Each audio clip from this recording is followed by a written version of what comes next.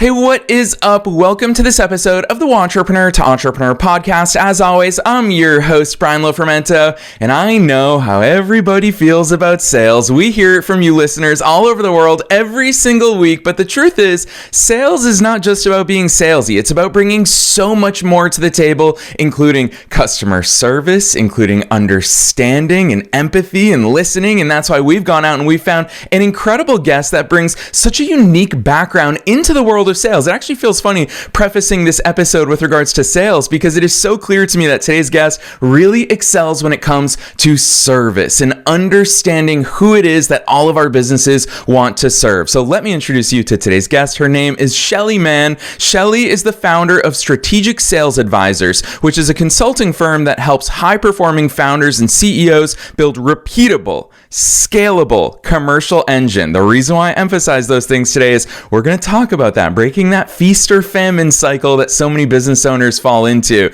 With a background in hospitality and a sharp focus on customer experience, Shelley brings a unique blend of service-minded strategy and real-world sales expertise to every engagement. She works with business owners who are ready to move beyond the status quo and drive meaningful, sustainable growth in their companies. We all need to address this in our businesses, so I'm excited for this one. I'm not going to say anything else. Let's dive straight into my interview with Shelley Mann.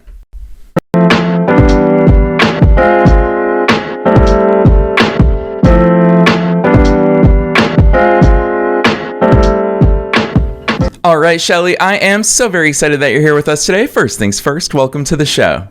Thanks, Brian, for having me. I'm really looking forward to this. Heck yes, me too, Shelley, because I'll be honest, most people, they need to learn about sales, but I'd say most people don't want to learn about sales. They want to talk about all these sexy marketing funnels and strategies that we can use. But before we dive straight into attacking sales head on, take us beyond the bio. Who's Shelley? How'd you start doing all these cool things? Well, it's really interesting because I actually went to school originally. I was going to go become a lawyer and be the first, female president of the United States, and discovered pretty quickly in college I didn't want to go that far into the mix, and stumbled into, weirdly, a hospitality degree in university and graduated and went to work in the hotel space. And my focus was really on food and getting into catering and things like that. And figured really quickly I didn't like working on the weekends, and that probably wasn't the space for me. Most hotels are a 24-hour a day kind of situation. And so I transitioned slowly but surely over into the sales functionality and really never looked back. And had a great opportunity to work for multiple companies, some really large companies, and move up in leadership, and that really led to kind of moving to the Washington, D.C. area, where a lot of the major hotel companies are based, working out of there for 6 years. And I joke, I flew around 170,000 miles a year when I was living in D.C., so I was sort of a part-time visitor for the 6 years that I lived up there, and had a great opportunity to really develop sales and strategy and work on brands and branding and all of those really unique things from a performance standpoint. But there's nothing like traveling 170,000 miles a year on an airplane for 6 years before you just, frankly, you get burnt out. And so I packed up everything, moved down to the San Antonio area to help a small owner-operator developer reignite their sales functionality and really sort of redevelop their revenue streams. In November 2019, and we all know what happened right after that. COVID hit. And so we pivoted from a strategy of growth to a strategy of how do we keep the doors open. And it gave me an opportunity to really build internally a company. And that was sort of the onus on how I then eventually led into launching the business here, Strategic Sales Advisors. It was, how can I take the experience that I've had across the board in sales and customer service, in branding and all of these different things, and help the small to mid-market, especially businesses that don't have the ability to hire someone in to help them build that sustainable, scalable growth that they need in order to perform optimally. And I haven't looked back since then. So that's kind of me in a nutshell. Yeah, I really appreciate so much of your backstory, Shelley, because you and I talked a little bit off air. I interview entrepreneurs for a living, and we've had a lot of sales experts on the show.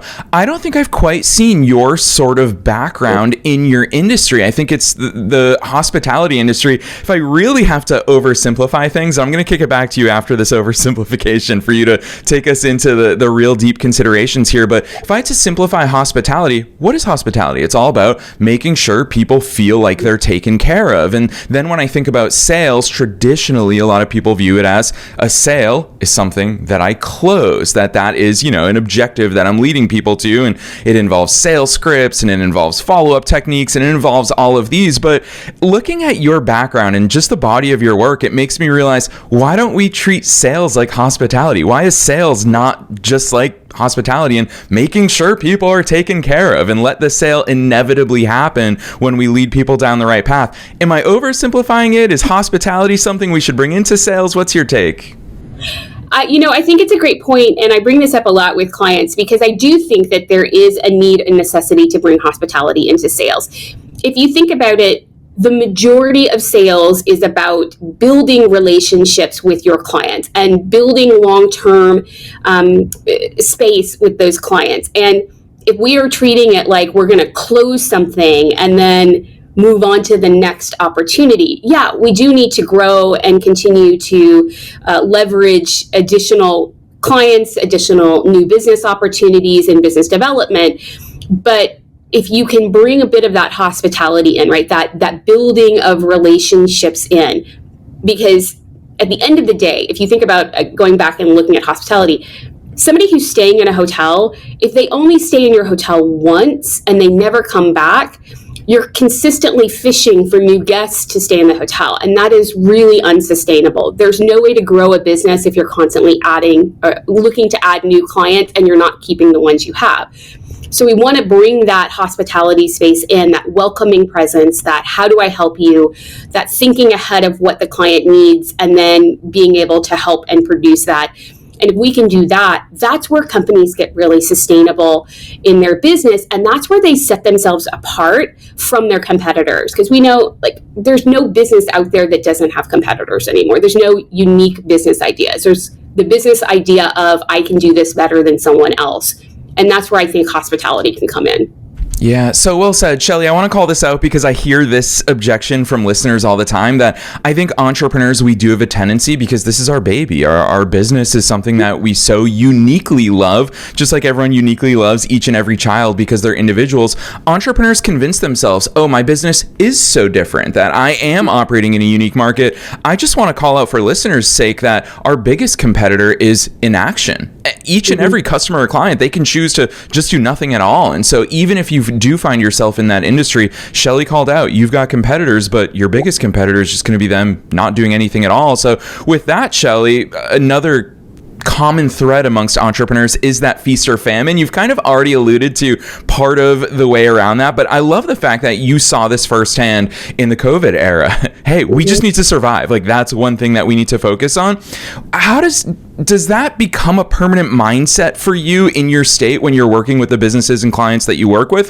Did COVID leave that plant of, hey, I don't care how good things are going, let's keep our foot on the pedal, let's keep pushing that sales vehicle? How did that impact your long-term approach? Yeah, I think from a strategy perspective, right, when we look at revenue strategy, one of the things that stays in the back of my mind after COVID is we need to make sure that we have sort of those mitigation plans in place. Where are the pivot or inflection points that we need to make or do if markets turn, or, right now in space especially for manufacturing companies, right?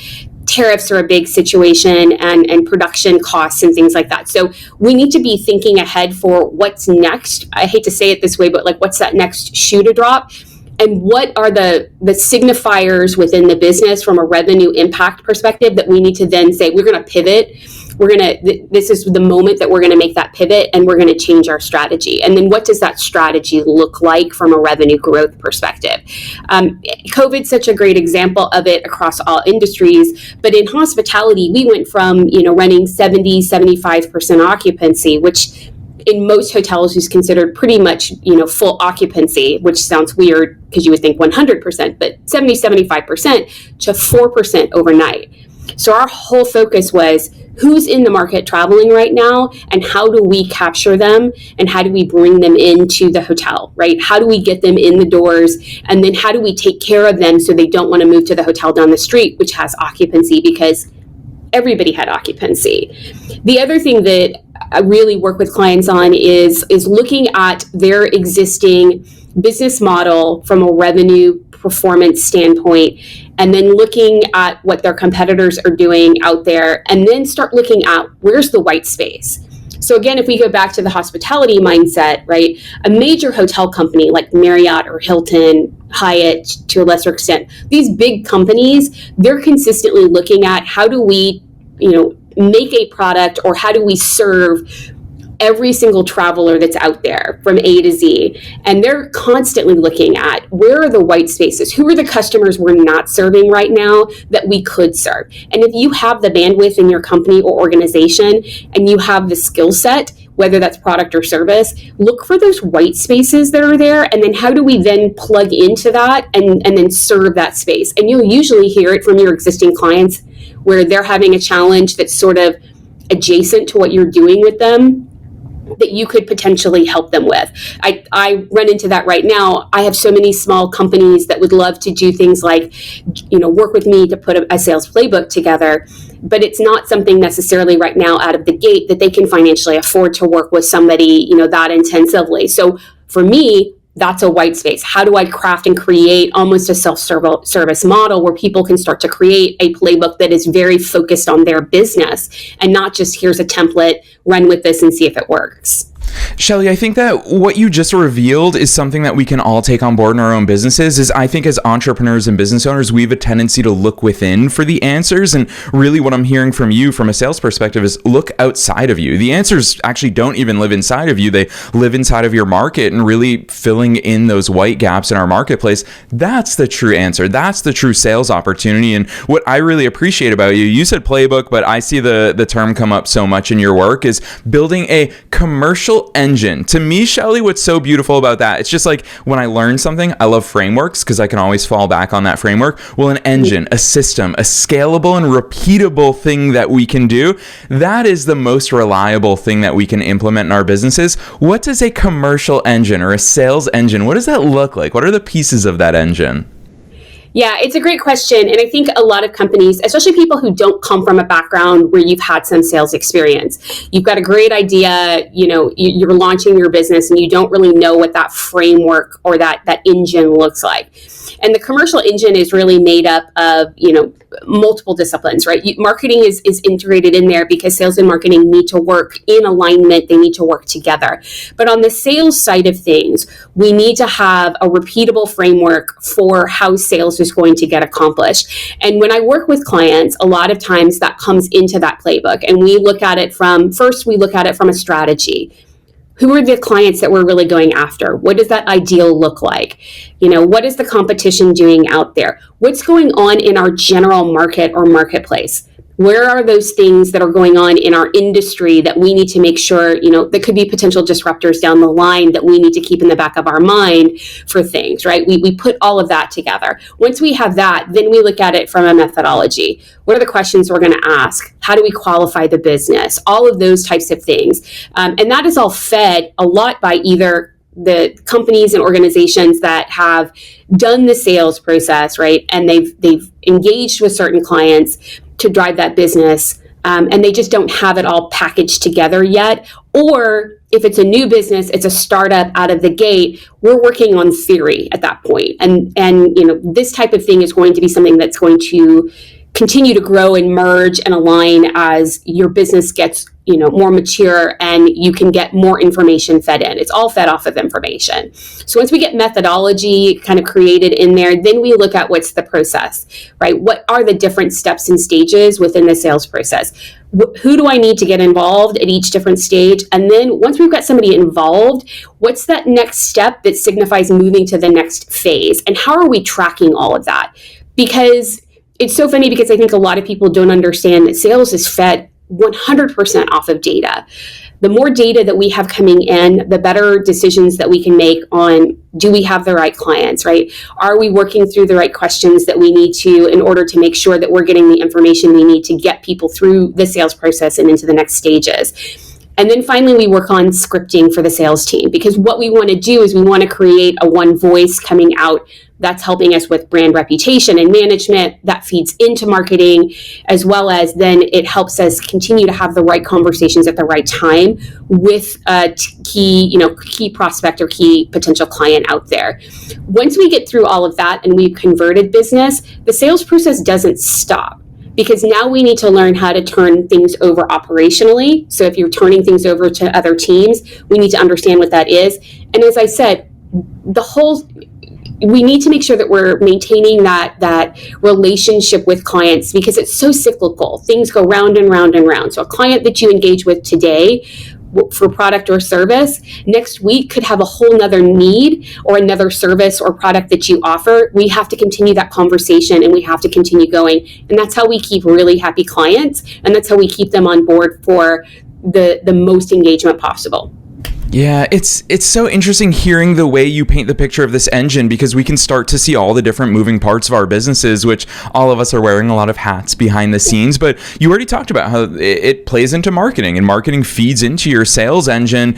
I'm going to ask you this question. It's always so interesting for me to hear different people's mindsets here. And you talk about tracking, you talk about marketing and feeding people into it. You talk about having those conversations, and obviously the objective is to close those conversations. But a lot of people, when I talk to them, they brag about their very high conversion rates, Shelley, as they say, I had 4 sales conversations this month and I closed all 4 of them. And I'm just like, cool, but you only had 4 sales conversations. Like, to me, sometimes I think I'm 18 years into my entrepreneurial journey, and in many ways, not just sales related, content related, trying things out, experimenting, ad campaigns. I've realized that quantity many times plays into quality. The more that I do something, the better I'm inevitably going to get at it. And I think that people shy away from the volume side of sales and marketing. Obviously, you've worked in so many different types of companies. You've seen so many different commercial engines. What's your take on that quantity versus quality? Because there's a lot of people leaning comfortably on that 100% conversion rate, which to me, I'm just like, you're not having enough conversations then.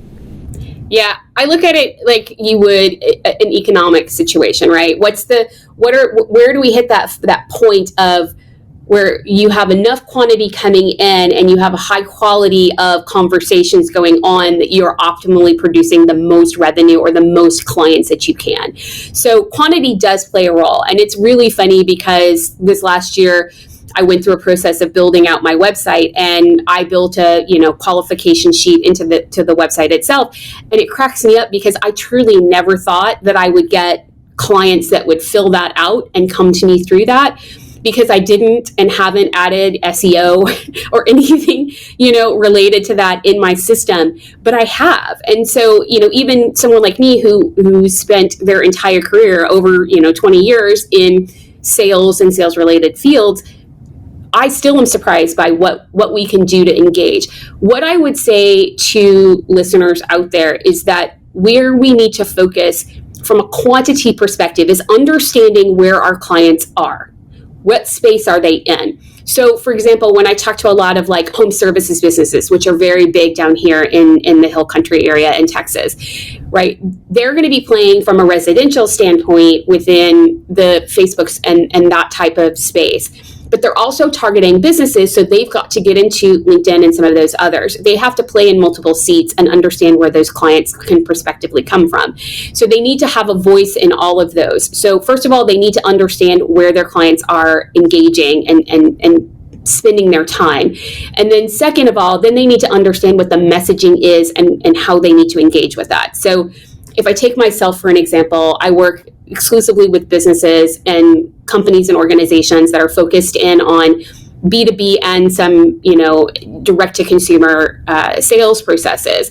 But my clients are going to sit the majority of the time in LinkedIn. They're going to be in business networking groups, that type of stuff. So I need to find my voice and speak in that space. And what I have found that works very well is being in these types of face-to-face conversations or presentations in front of business leaders, because once they hear you speak about what you do, right, then they understand where you can potentially help them. They start to put themselves in the mindset of, that's my issue, or I've run into that before, and she sounds like she can help me. She's got great advice. It's finding that voice of, where do your clients sit, and then how do I then get them to understand that I know where their problems or what their problems are and how I can help them from a solutioning standpoint.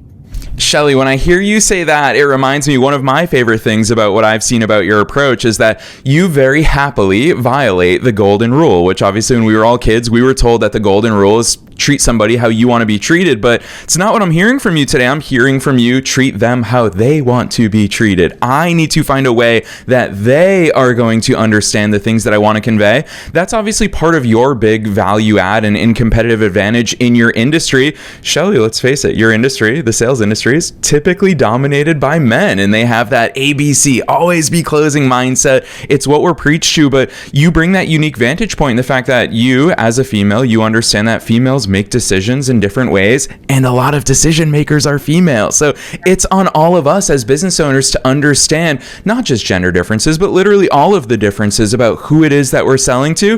Talk to us about that, because it's clearly a side of your business that you step into and you love helping people in that regard. I really do. And it's really interesting. And I don't think people understand this. I've been doing a lot of research on this lately, that fully 80% of buying decisions, and we're not just talking like home buying decisions, but buying decisions in business and in home, are made by women, or they're influenced by women. So, and not to get into a situation where I am, bucketing a whole, genre of people into, the wrong bucket, or people getting offended. But women tend to make their decisions a little bit more emotionally. I'm not talking about we're emotional, but then we need to be connected to either the product or service from an emotional level to make that decision to move ahead with things. And it's very funny. I was actually with a client yesterday, and she runs a pest control company, right? So she is a female owner in a very male-dominated field.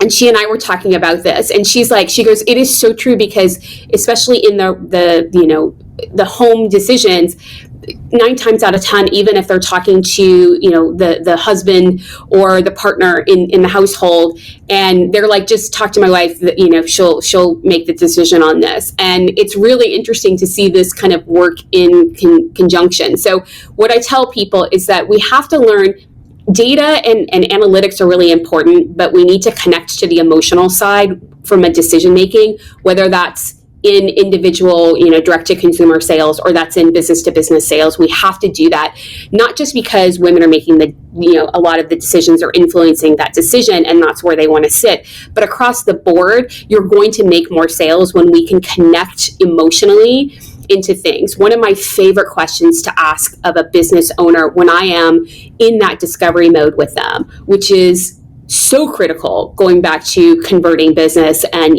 having those conversations. If you're doing discovery right, you will convert more business. It's guaranteed. But one of my favorite questions to ask of a business owner is one of two ways, right? I'll either say something like, if you don't make a change today, what's going to happen to you and your business? Or if the business is flourishing or it's doing well, but maybe they're looking at a growth mindset and things like that, I might say, if we make this change today, or if you look to make this change today, what's this going to mean in a year, 3 year, 5 years for you and your family? And usually that emotional connection and connecting them to what the decision they're making and how that will help them or grow their business is something that's going to flip a switch in somebody's brain. So Shelley, you kind of just revealed one of the secrets behind podcasting, is that anytime I have conversations with guests off the air and they say, what should I be sharing? I always remind my guests that, hey, the listeners, Shelley, they don't care about you and they don't care about me. They care about themselves. They're listening to this episode because they want to get better in their own businesses and in their own lives. And so everyone listens through the lens of themselves in their own lives. And really, I'm hearing you say that that's also the secret of sales, is that we just want to create an environment and create that discovery playground where they can start to imagine themselves in the future. And I think that all too often, business owners, entrepreneurs, salespeople, we think that we've got to tell them all the features and benefits of the thing that it is that we're selling, but we've just got to paint that picture of what their life's going to look like with that. With that said, a lot of people, it's a question we get from listeners all the time, and I've asked this before on interviews, is listeners always say, what should I say, Shelley? Is there a script? Is there certain questions that I need to be asking? You clearly place a lot of emphasis on the discovery part of your engagements and getting to know somebody. Are there other phases? What do those conversations look like? Yeah, I think the biggest challenge, and it's so funny because when I see this, I want to sit down and have a conversation with the people that are doing this, but we run into a couple of challenges, especially since COVID, right? So in COVID, a lot of connections, especially B2B sales, were made through LinkedIn, and people have gotten really jaded nowadays with online communication and connections through there because they're so used to people connecting with them or reaching out to them. And the first thing somebody does sitting in that sales seat is they'll pitch, well, here's what my product or service can do, and here's what it can do for you, and things like that. And you haven't even found out yet, as a salesperson, do they really need what you're pitching, right? And it's so frustrating. Like the big thing that's been happening to me lately, and I don't know if you've seen this, Brian, but I have people just dropping calendar invites, just dropping calendar, appointments into my calendar without even having a conversation with me yet. And I'm like, you don't even know me yet. You don't know if I need what you are selling or that is something in that space. So my biggest advice to people, especially when you are making that initial connection, you are trying to set up a discovery meeting to really understand, because discovery is that. You're trying to understand what the prospect really is going through. What are the challenges? And do you potentially have a solution that can help them with the challenges that they have within their business? If you don't, then that's what your network is for. That's what your referral network is for. If I can't solve a problem for someone, I'm going to find them someone who can. But to get to that point, to get to discovery, right, I need to really set the tone with the person that I'm not here to pitch you out of the gate. I'm literally here to listen. And so my favorite way of engaging with people is saying something like, whether it's LinkedIn or anything, is, hey, I really want to learn more about you and your business. I would love to hear from you about what's going on with you and your business, and how I can then support you and, in your efforts. Can we have a conversation?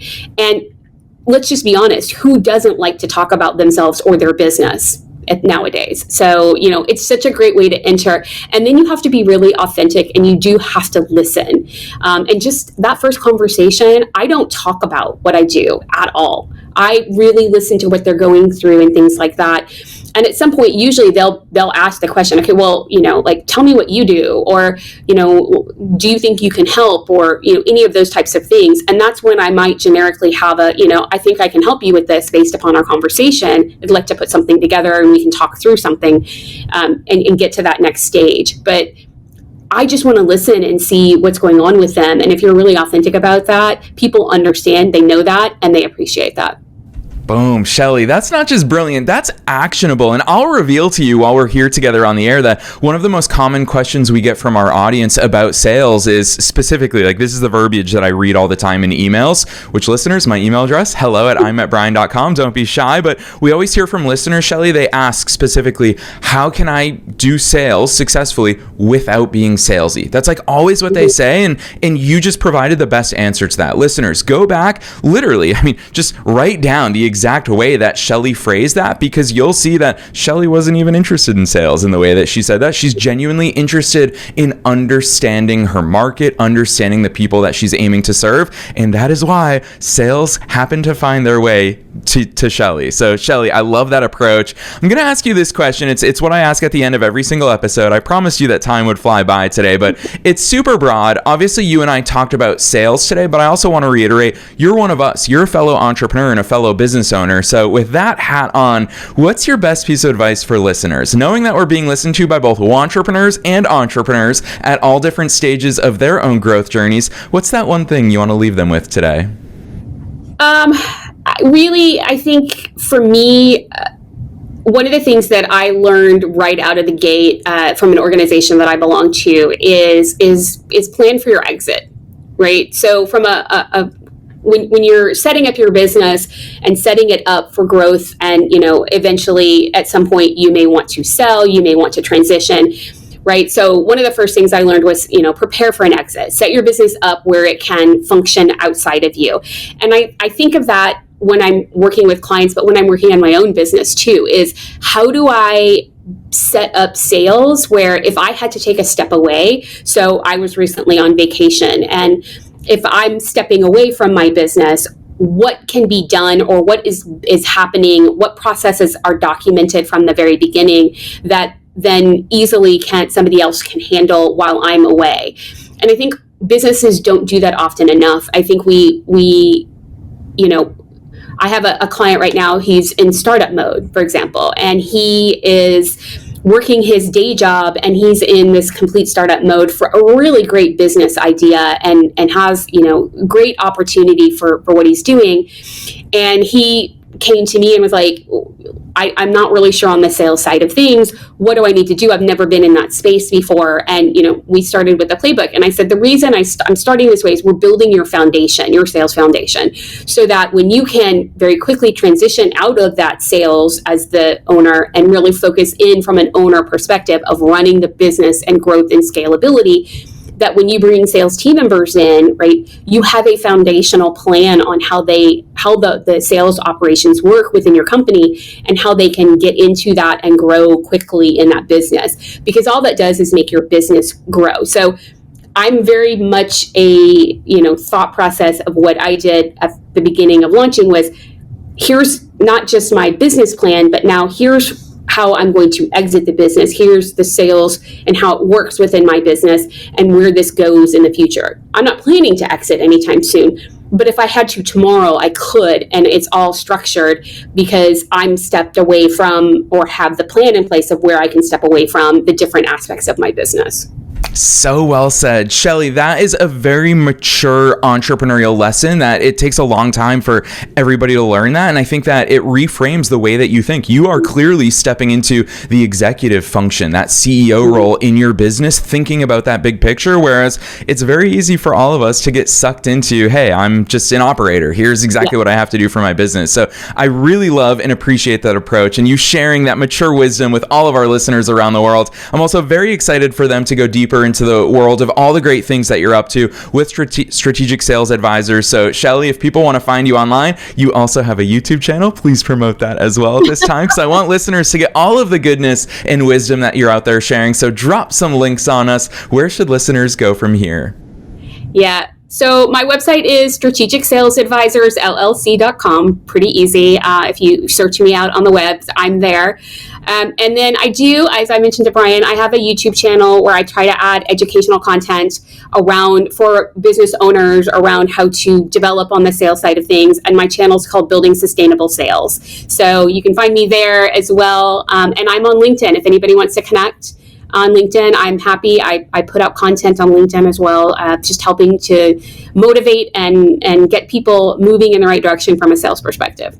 Yes, and I'm so appreciative of the way that you show up for so many other people, Shelley. And listeners, you already know the drill. We're dropping those links down below in the show notes, no matter where it is that you're tuning into today's episode, whether you're on our website, whether you're on Spotify, whether you're on Apple Podcasts, doesn't matter. Scroll down, you'll find the show notes, and you're going to be able to click through to all those links, Shelley's website, Shelley's YouTube channel, and also Shelley's personal LinkedIn. If you want to reach out and continue the conversation, you've heard equally how much Shelley loves having these conversations, so don't be shy. Otherwise, Shelley, on behalf of myself and all the listeners worldwide, thanks so much for coming on the show today.